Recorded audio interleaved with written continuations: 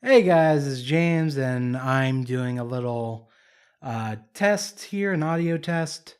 Pretty much, I'm trying to get a better sound quality from this room.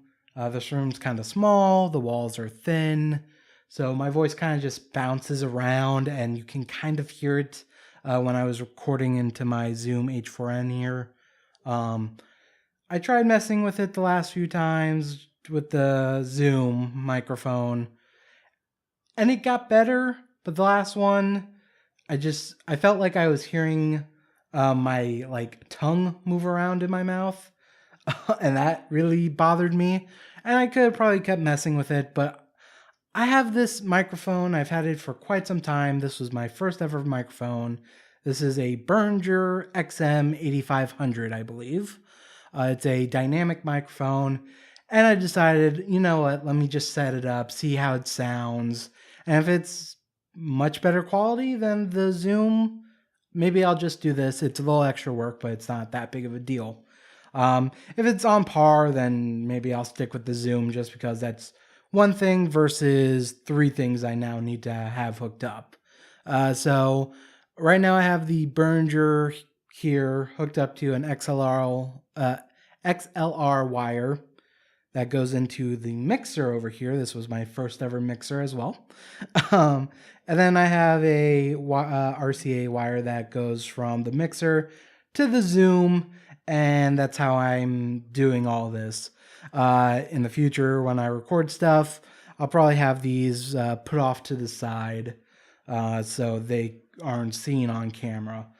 But for now, this is fine as a little test. And because I need to have this go on for quite some time, so I get a good, uh, amount of it to listen to. I decided to talk over this while, talking about some of the RPG books I have. I have 5 here. A lot of my other ones are in a box because, again, we moved here. Well, it feels not too long ago, but is probably like 6 months now. Uh, and I'm gonna keep them in boxes because this was supposed to be like a temporary home till me and my mom find a more permanent solution. So those are staying in boxes. But I got 5 here that I kind of kept on my person, and just go through them. I'll read the backs of each one so we can, talk about. I'm very bad at explaining settings, so I'm just gonna read the back of the book. You get what you get. I'll explain the basic system that the games uses, and more importantly, I'll talk about why I picked up these books in particular. But first, I'm going to take a swig of water. And also, I did not grab something to write down some time codes on this for this recording, so editing this is going to be a pain in the ass. Oh well. Live and learn. Live and learn. So the first book we have here is Monster of the Week. You probably saw me, show it off earlier. It's the first one on the pile. So again, just gonna read the back. We'll start with that and then move on from there. A monster lurks in the shadows. Most people don't believe in monsters, but you know the truth. They're real, and it's your task to bring them down. This revised edition of Monster of the Week brings that adventure to life. Monster of the Week is a standalone action horror RPG for 3 to 5 people. High school, what? Oh, Hunt. Funny thing is, I read this before reading it out loud, so I don't trip up on words, but here we are. I'm not editing this because this is just a test. Or I'm not doing big edits anyway. Hunt high school beasties a la Buffy the Vampire Slayer, travel the country to bring down unnatural creatures like the Winchester brothers of Supernatural, or head up the government investigation like Mulder and Scully. This book contains everything you need to tackle Bigfoot, collar a chupacabra, and drive away demons. And then it has a bullet points of talking about certain things. So I picked up Monster of the Week because it's a Powered by the Apocalypse game. And the way those games are, they're more narrative type games, which all the players, the main rolling mechanic is you'll do a move. So I think like the basic fighting in this edition is called kicking ass. Let me see if I can see if there's anything in the back here. Nah, not really. Well, the basic fighting move is kicking ass. And so if a player ever wanted to attack a monster, they will roll 2d6. And I believe the breakdown is if you roll 6 and below, things go bad. If you roll 7 to 9, you get what you want, but there's a complication. And 10 and above, you get what you want and maybe even a little bit more.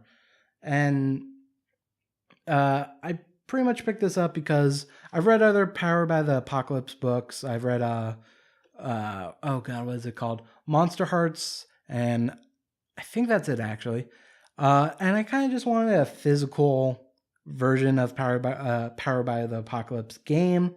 And my choice, looking through the choices, there was Apocalypse World, which is the main one that invented the system. But I didn't really care for the setting too much. Dungeon World is pretty much the most popular version of Powered by the Apocalypse, or one of the more popular ones. And I just don't care for fantasy. And this one kind of more falls into what I like, horror, fighting monsters, modern day. So I thought this would be a nice little... this is one that I think I would run or have more easier time running. I've read, actually looking by this, I didn't read as much of this book as I hoped. And this is pretty much where I realized I need to stop reading RPGs like they're novels and instead skip to parts I care about. Like, I already knew the basics of Powered by the Apocalypse, and yeah, some games do different things. Like, I think in this one they added a advanced thing. If you ever roll over a 12, you get even more bonuses and stuff like that for certain moves. But yeah, sorry, I zoned out there. But yeah, it's I wanted a Powered by Apocalypse game. This is a setting I feel kind of comfortable with. And yeah, hopefully one day I get to run this. Oh, you know where I tripped up? I was talking about how I didn't finish reading the book. Yeah. So fucking hey. This is why I edit things. Not today though. Well, there'll be edits, but they'll be small.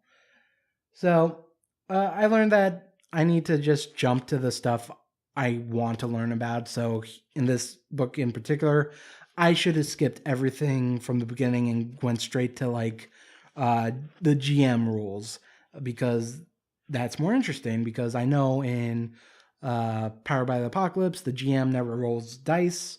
Everything, whenever dice is being rolled, it's by the players, and the GM pretty much just calls them to do moves like kicking ass or defending themselves or whatever's available.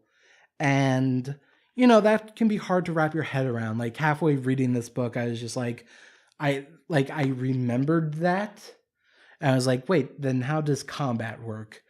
So yeah, so this is pretty much where I learned I need to stop reading these books like they're novels and just skip the parts I know about, get to the parts I really want to know about, and then when I do run the game, skim read some of the stuff I thought I knew about, just in case there are differences.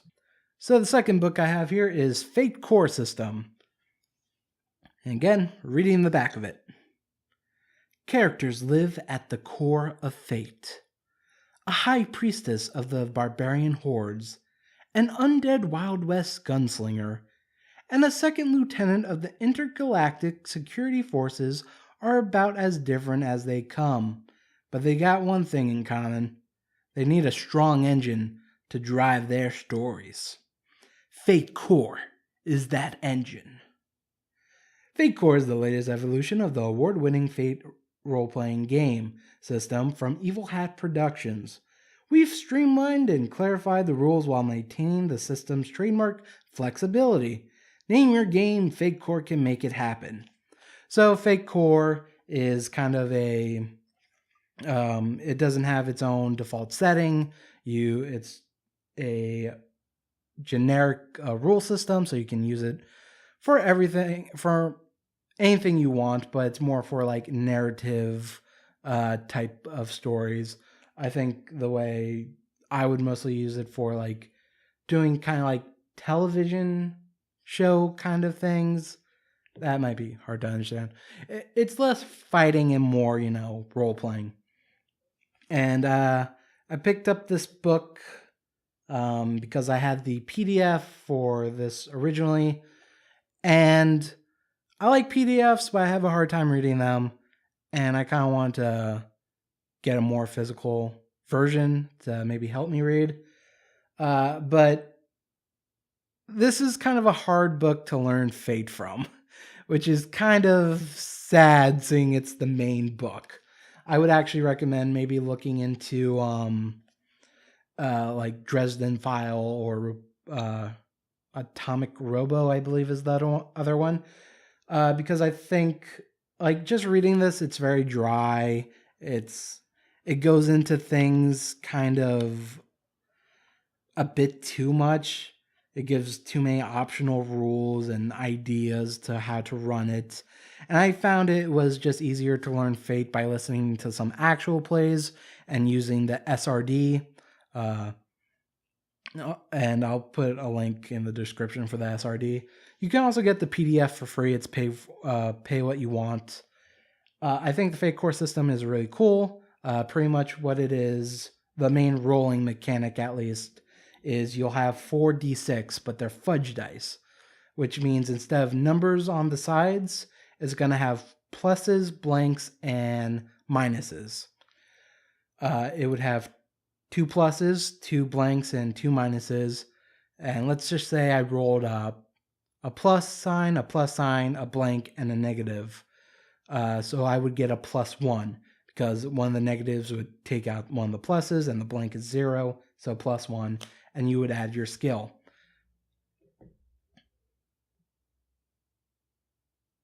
Timeout. I need to check on my dog. He looks like he's going crazy. Sorry about that. Apparently my other dog jumped on the couch and and what are they doing? I guess they don't like me locked up in this room. One of my dogs jumped up on the couch, and the dog that was freaking out was letting me know he was on the couch, even though I'm okay with it. And now he's scratching on the glass. Great. Yeah, great. Where were we? Oh, right. Fate Core. So how it works is it's, so yeah, I went through the pluses and minuses. And the other thing about your characters is they have, not only skills that adds to your dice when you roll for a particular skill, like shooting and punching, but you have you have aspects.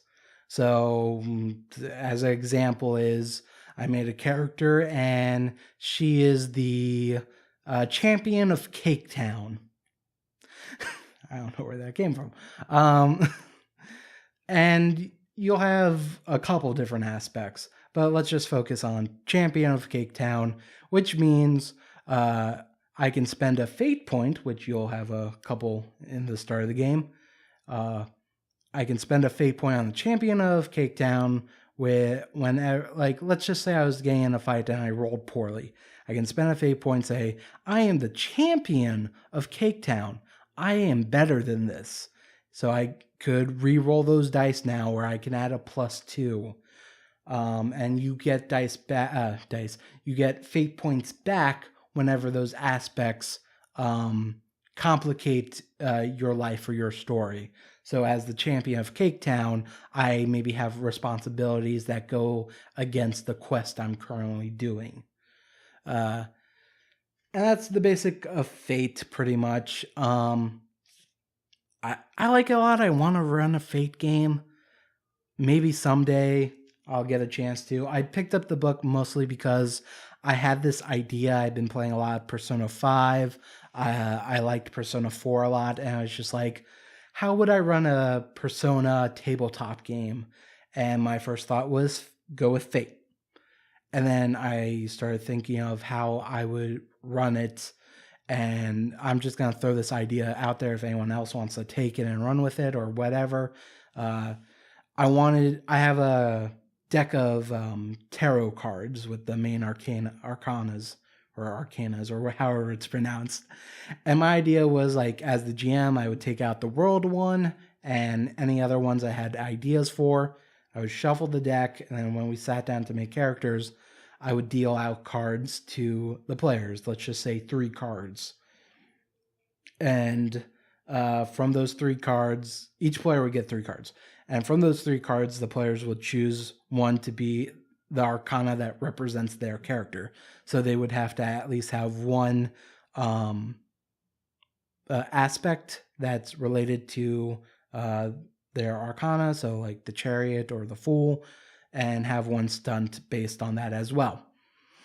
And then after they make their characters, the other 2 cards they have, they decide how they make, they'll make an NPC for each card.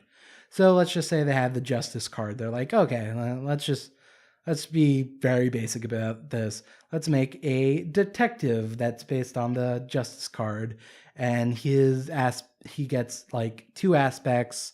He'll get 3 skills, one based on his profession, so detective, so everything that you expect a detective can do, it falls under that skill, and then 2 more broad skills, like, let's see, you expect a detective can shoot a gun, can be stealthy, can lie, can persuade people, but not all detectives maybe has resources, so they'll get resources at +2.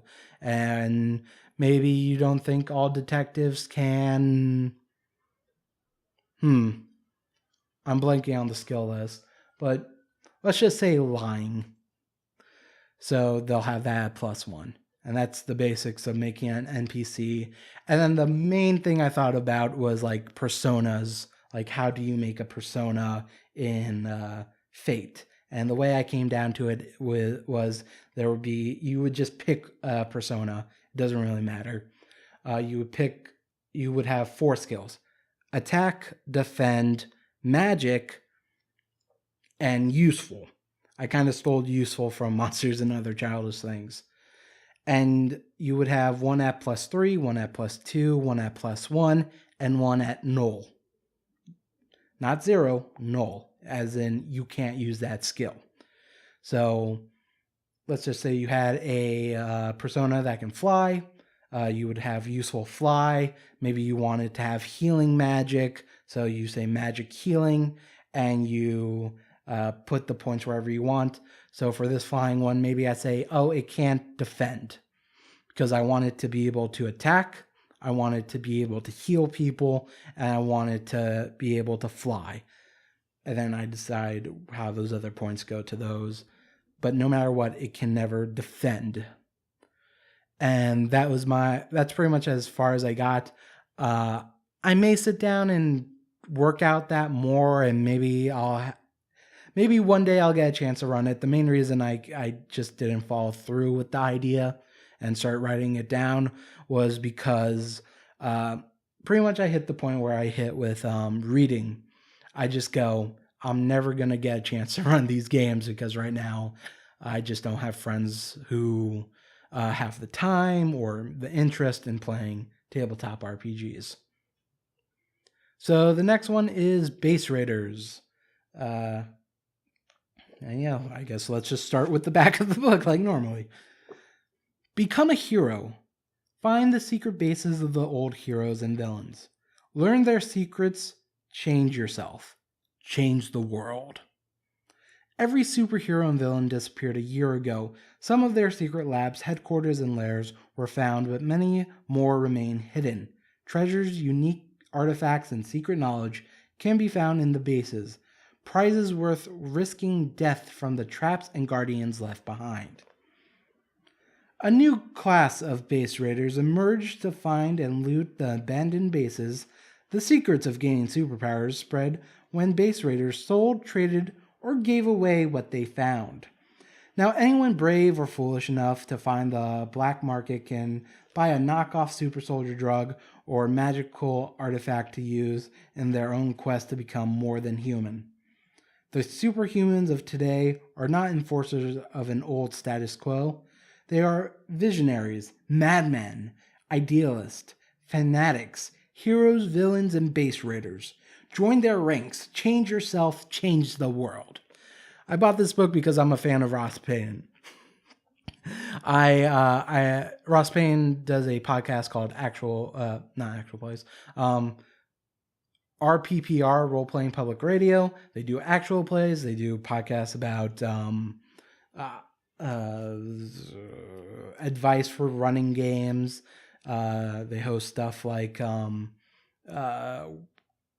about designing games and stuff like that. It's very interesting. This went on sale on Ross Payton's main store. I think it's called Gumroad. It's not his, but he uses that to sell books. He had a sale. I went, hey, I was interested in this. They've done a bunch of actual plays on it. It sounds cool. You play superheroes. It uses the fate system. It uses strange fate, which... So Fate Core is a revised edition of Fate. And Fate had a different varieties, one being Strange Fate, which this one uses. It's a bit more complicated making powers and stuff, but most superhero games are kind of complicated when you make superpowers. And I have not read any of this, really. I kind of peeked at some of the character sheets for like default characters in here. And I also looked into like how you make superpowers and got very confused. I have a better understanding of it now, but I definitely need to read through this and get a better idea. It's just, again, I fell into the when am I ever gonna run this? What's the point of reading it now? That I really need to get the fuck over with. But the thing I really like about this book is because I ordered from the Ross Payne store instead of through something like Amazon or drive-through, where I don't think you get this if you order from those other sites, but he signed it and left a little thing to James Aspect, survivor of the Gate 9 incident, and then his signature, Ross Payne. And I did not expect that when I got that book, and it actually made my day, weirdly enough. So that's awesome. I'll have links to the store and the store and some actual plays from the website. I think it's really cool. It's a bit more complicated than normal Fate.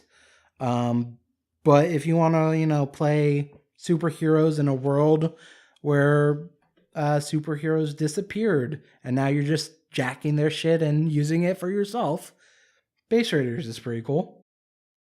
Next game is Breakfast Cult. A game about school days and the end of days.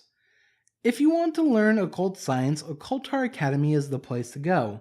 In this secluded island school, talented students from all over the world can learn sorcery and occult tech under the Foundation's watchful eye. But they won't teach you everything. In the forbidden sections beneath the school, the Foundation are researching the dangerous secrets of outer science. If the wrong person finds those secrets, it could mean the end of the world. Breakfast Cult is a fate-accelerated game about mystery, cosmic horror, and high school drama.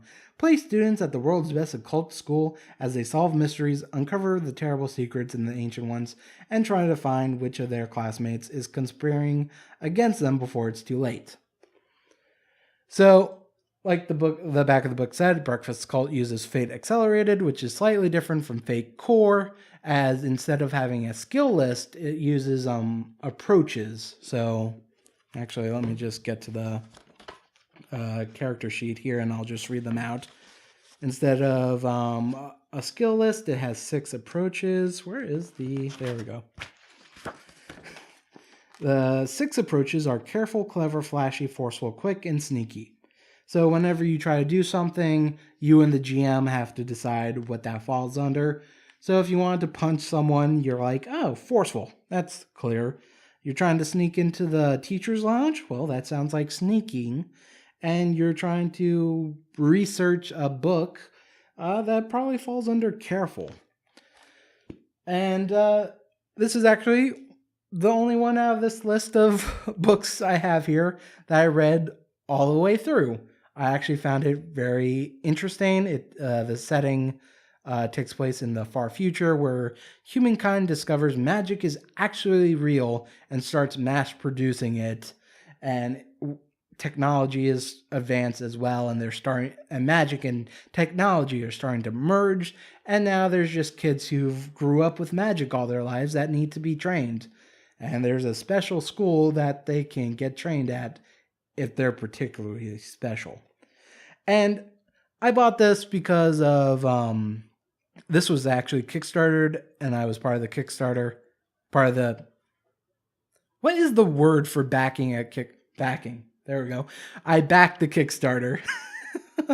Mainly because there was a actual play by 6 Feet Under, I believe.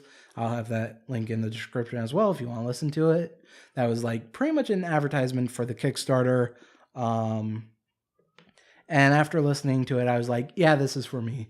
It has horror, but it takes part in high school. It's, light enough and funny enough, but still has a dark edge to it. And I didn't really have much in the way of, anime bullshit with my games. A lot of them are horror or the superheroes. This seems like it would be a lot of fun to run. And actually, the scenario in the back of the book, this is probably the first time I read one of those scenarios and went, yeah, this is good. I think I can run this. I feel comfortable running this. Where a lot of them sometimes feel railroady or they're not as interesting as some other idea I have. So hopefully one day I'll get to run this and that'll be fantastic.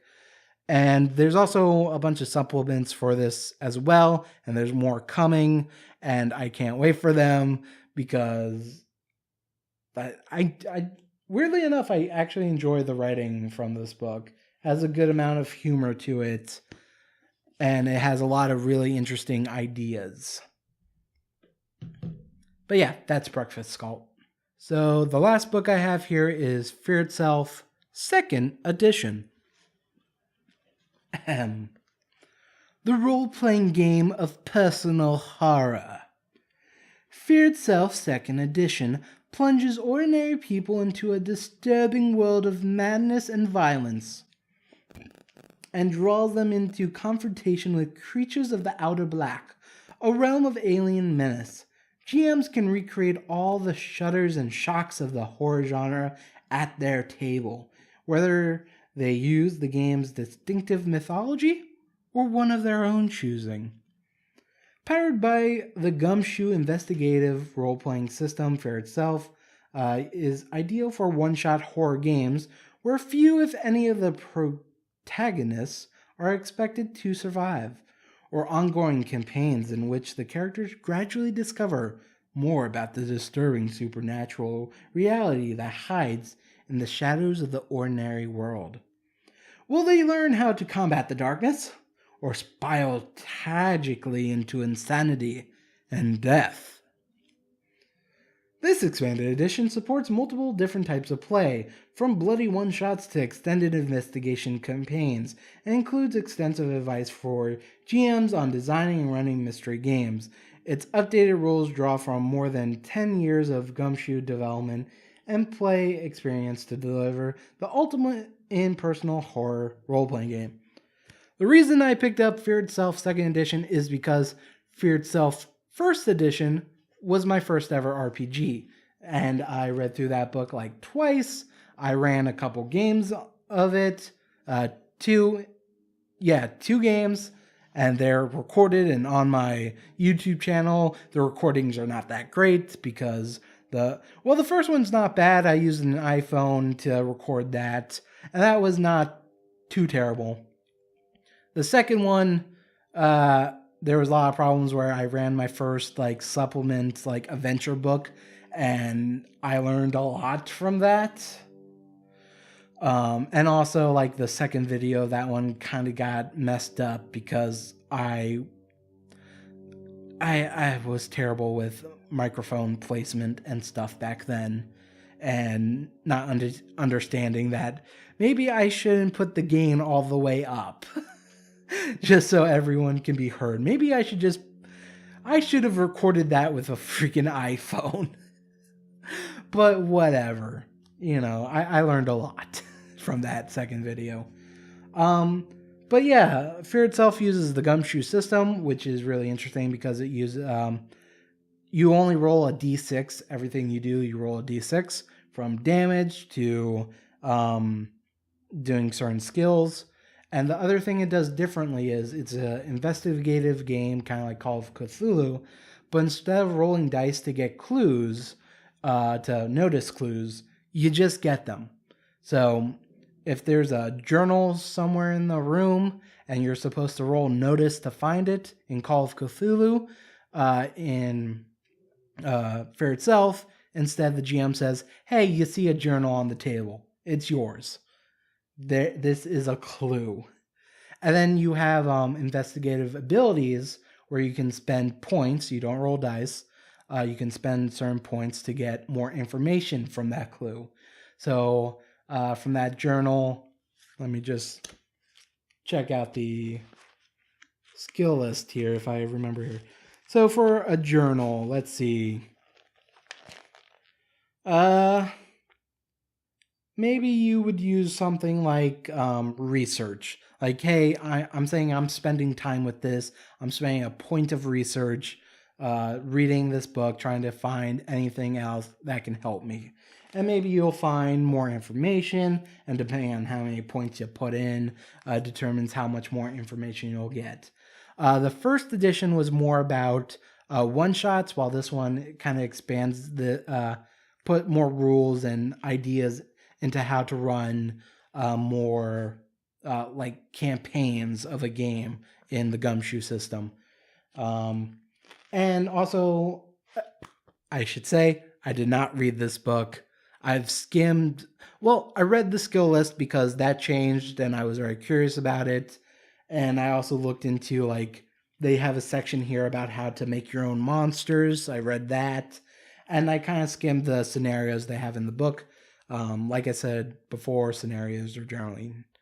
I read them and then go, I'm not sure about this. I haven't really read them. I just read the beginning of, what is this about kind of thing. And they have 3 different scenarios. One that is a one-shot. One that is, for a mini campaign, so I guess 3 to 4 sessions. And one that's supposed to be more, open-ended campaign, sandboxy kind of a thing.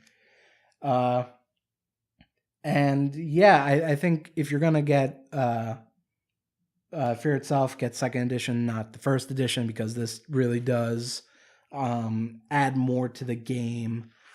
And I should probably reread this because I did have an idea for a new Fear itself adventure I want to run with me and my friends.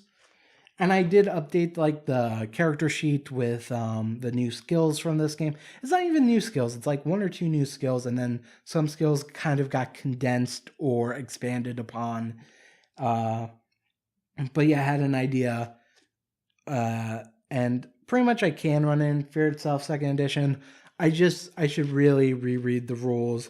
But from what I see, I don't think the rules changed that dramatically. It's more like they gave more information on how to run this game for campaigns instead of just one-shots, give you ways to make your own monsters, and more advice on how to run a mystery campaign. So yeah, that's Fear itself. Hopefully I get to run that one day. I don't know. But yeah, let's see. We've been going for about 39 minutes. The recording itself the main video that goes up on my channel of this will probably be less than that, hopefully, unless I got really lazy. And hopefully I'll have a good idea of if this is better or not, if this works better for me or not, the microphone setup. And hopefully me getting to talk about RPGs, I don't know, spark something. But yeah, if you listen to all this, thank you. You are awesome. If you've listened to any of my other videos that take out in this room, my vlogs, mostly my vlogs are the videos. Let me know if you think this sounds better. I hope it does. And I'm just hoping this actually just does not sound like a garbled mess, because I didn't really, I forgot to bring out headphones and I was too lazy to go grab them to make sure everything's good. But going off of the levels on my H2N, I should be pretty good. But yeah, that should be everything. And I don't know if you guys like this. Maybe I'll dig out some more RPGs and talk about them and talk about how I want to use them. Maybe throw out some ideas for other people to expand upon. I don't know. Just let me know. But yeah, again, thanks for watching. If you haven't watched any of my other videos, maybe go check them out. You might like them. I don't know. It's a possibility. And yeah, see you guys. Hope you guys have a good day.